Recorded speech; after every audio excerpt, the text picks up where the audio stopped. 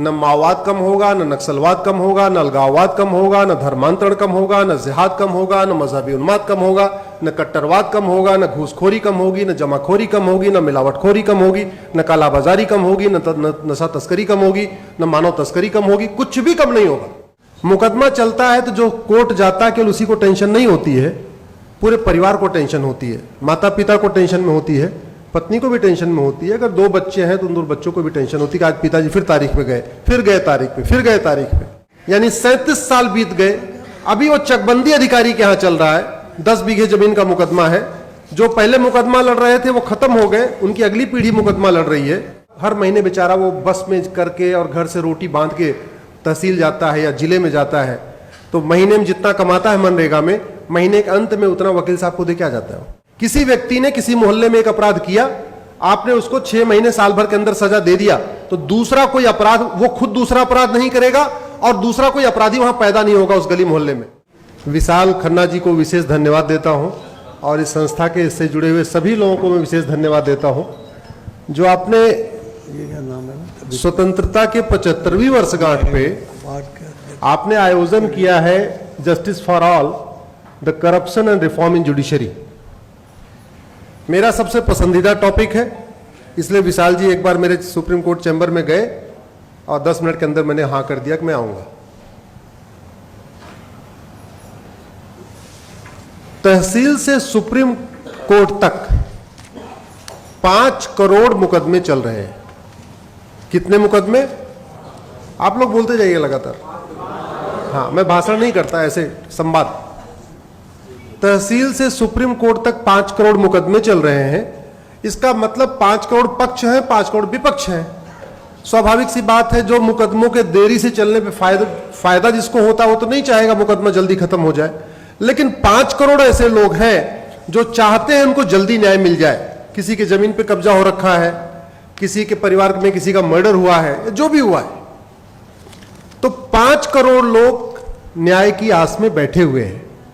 मुकदमा चलता है तो जो कोर्ट जाता है केवल उसी को टेंशन नहीं होती है, पूरे परिवार को टेंशन होती है। माता पिता को टेंशन में होती है, पत्नी को भी टेंशन में होती है, अगर 2 बच्चे हैं तो उन 2 बच्चों को भी टेंशन होती है कि आज पिताजी फिर तारीख पे गए, फिर गए तारीख पे, फिर गए तारीख पे।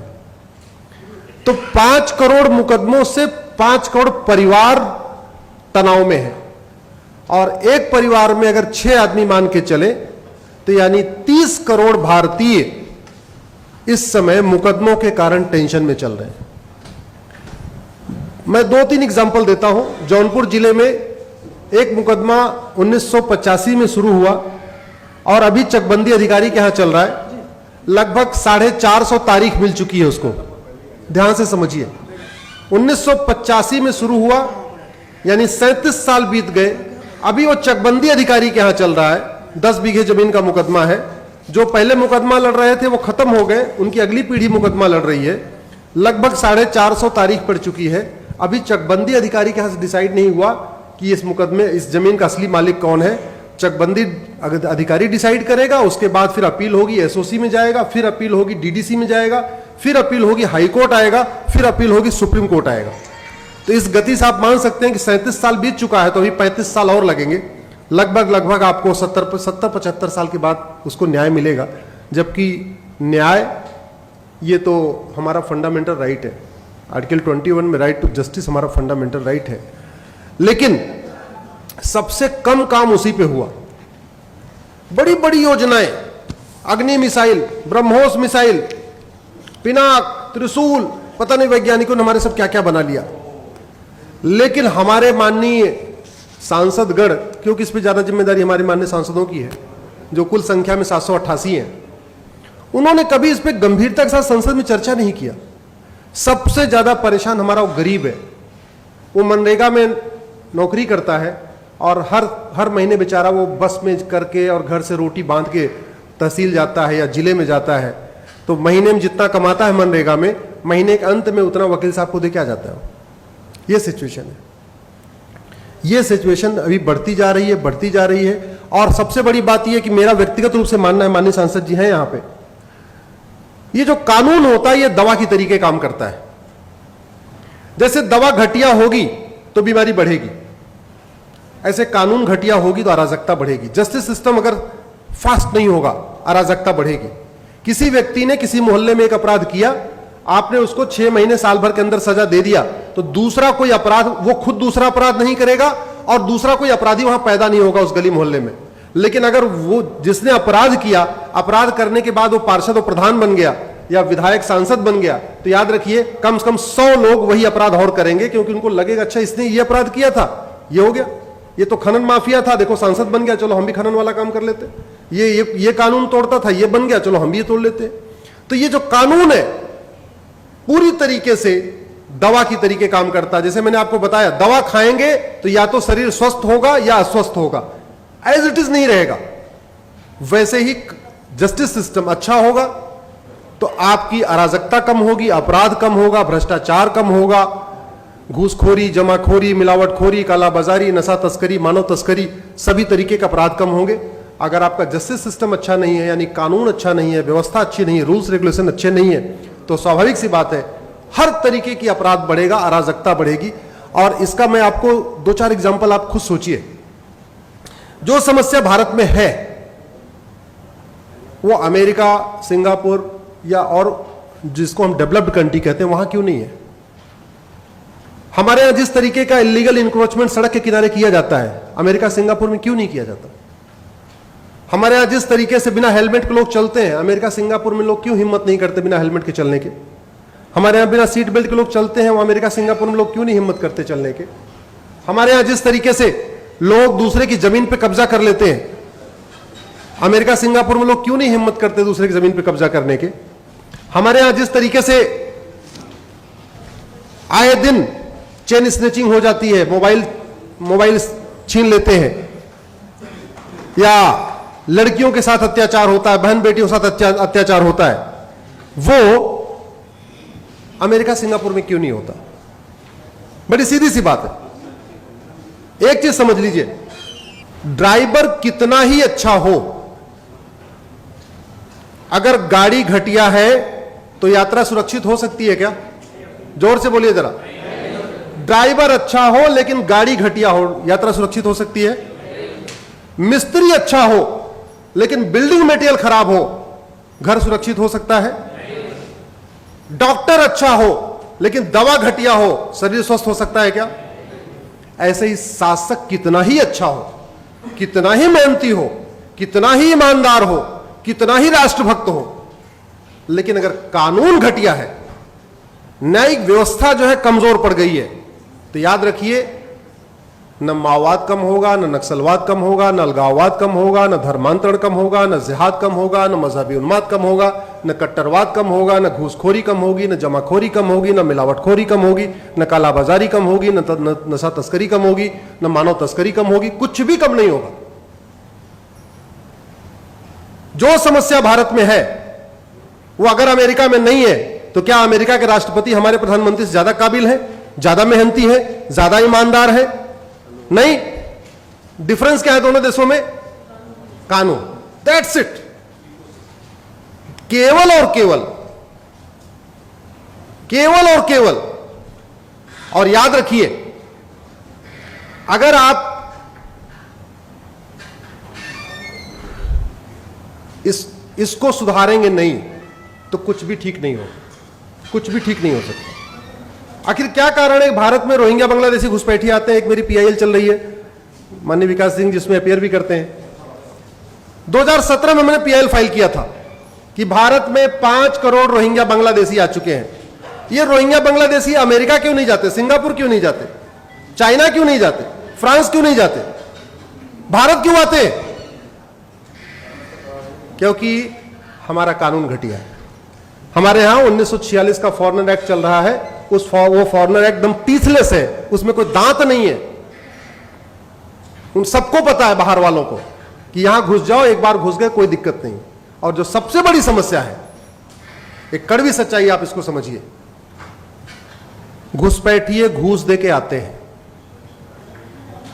घूस दे के आधार बनवाते हैं, घूस दे के राशन कार्ड बनवाते हैं, घूस दे के बर्थ सर्टिफिकेट बनवाते हैं, घूस दे के ड्राइविंग लाइसेंस बनवाते हैं, और घूस दे के वोटर आईडी बनवाते हैं। अब सवाल यह है कि भारत में लोग 2-3 हजार रुपए दे के 5-6 मतलब 10-12 हजार रुपए में 5-6 डॉक्यूमेंट तैयार करा लेते हैं। ऐसा अमेरिका सिंगापुर में क्यों नहीं करा लेते? क्योंकि हमारे यहां आप फर्जी डॉक्यूमेंट बना दीजिए आधार, अब वो आधार आपने फर्जी बनाया है ये सिद्ध करने के लिए कम से कम डिस्ट्रिक्ट कोर्ट से लेकर सुप्रीम कोर्ट तक आपको लड़ना पड़ेगा। हमारे यहां लोग फर्जी पासपोर्ट बना के क्यों कैसे दे देते हैं? फर्जी ड्राइविंग लाइसेंस, घर बैठे बैठे ड्राइविंग लाइसेंस मिलता है कि नहीं मिलता? घर बैठे बैठे और वोटर आईडी आती है, घर बैठ के आपके आधार आता है, घर बैठ के आपका राशन, सारे डॉक्यूमेंट कैसे आ जाते हैं? इसलिए मैं फिर से कह रहा हूं कि अगर आप वास्तव में इस देश को सुधारना चाहते हैं, हम चाहते हैं इस देश में रूल ऑफ लॉ हो, इस देश में कानून का शासन हो, तो सबसे पहले हमें कानून बदलना पड़ेगा। और जिसकी कोई लागत नहीं है, जिसकी कोई लागत नहीं है, कानून बदलने की कोई लागत नहीं है। हम हजारों करोड़ रुपए खर्च करके हाईवे बना लेते हैं, हजारों करोड़ रुपए खर्च करके एयरपोर्ट बना लेते हैं, हजारों करोड़ खर्च करके हम रेलवे लाइन की बिछा लेते हैं, लेकिन हम कानून नहीं बनाते जो फ्री में बन सकता है। 1 लाख करोड़ रुपए खर्च करके आप हाईवे बनाएंगे, ज्यादा से ज्यादा उस पर 1 करोड़ लोगों को बेनिफिट होगा। 1 लाख करोड़ रुपए खर्च करके आप मुंबई दिल्ली का एक्सप्रेसवे बनाएंगे, उस पर 1 करोड़ लोगों को फायदा होगा, उतने लोग चलेंगे। लेकिन आप फ्री में अच्छा कानून बना दीजिए, 140 करोड़ लोगों को फायदा होगा। भारत में जुडिशियल रिफॉर्म खर्च करने पे ज्यादा से ज्यादा 10,000 करोड़ का खर्चा आएगा, मैक्सिमम 10,000 करोड़।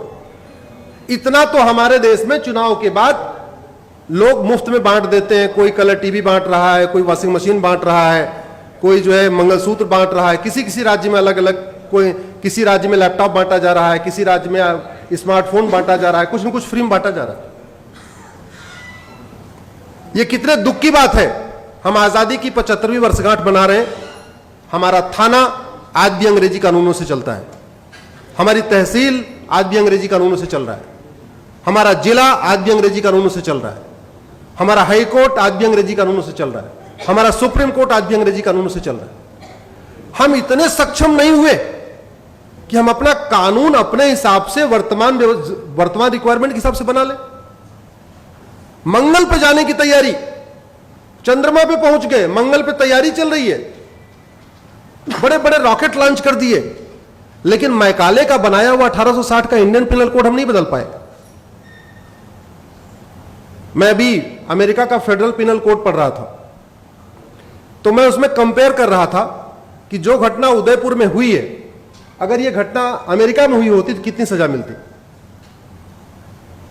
हमारे इंडियन पिनल कोड में एक धारा है 302 मर्डर, पति पत्नी को मारे तब भी 302, भाई भाई को मार दे तब भी 302, सड़क पे रोड रेज हो जाए तब भी 302, आतंकवादी मार दे तब भी 302, 1 बिस्वा जमीन की लड़ाई हो जाए, मर्डर हो जाए तब भी 302, 10 बीघे जमीन की लड़ाई मर्डर हो जाए तब भी 302।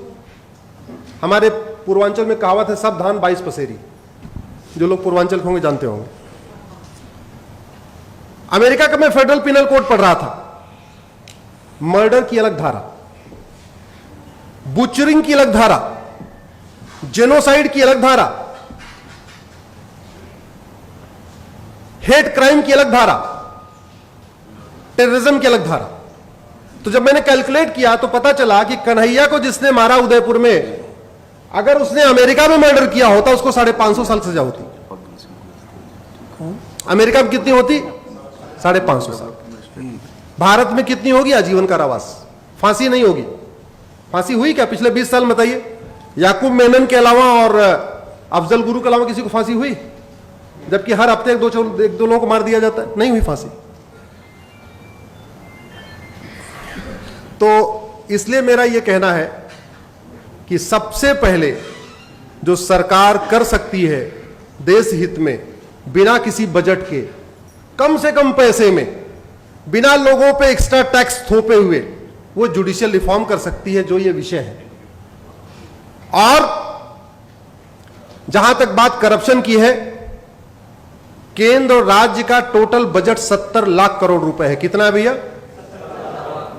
इस 70 लाख करोड़ का 20% घूसखोरी, कमीशनखोरी, दलाली, कटमनी, तोलाबाजी में चला जाता है। 70 लाख करोड़ का बजट का 20% का मतलब हुआ 14 लाख करोड़।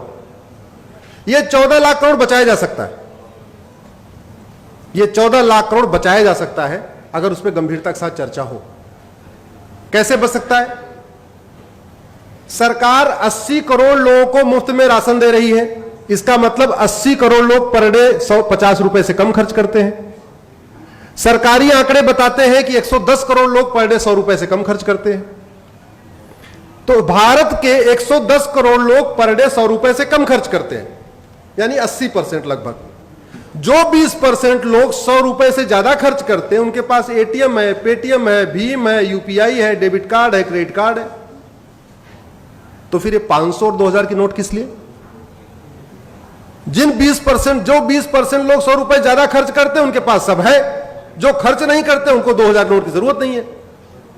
अगर हम 100 रुपए से बड़ी नोट बंद कर दें तो 25% भ्रष्टाचार तुरंत खत्म हो जाएगा, तुरंत खत्म हो जाएगा।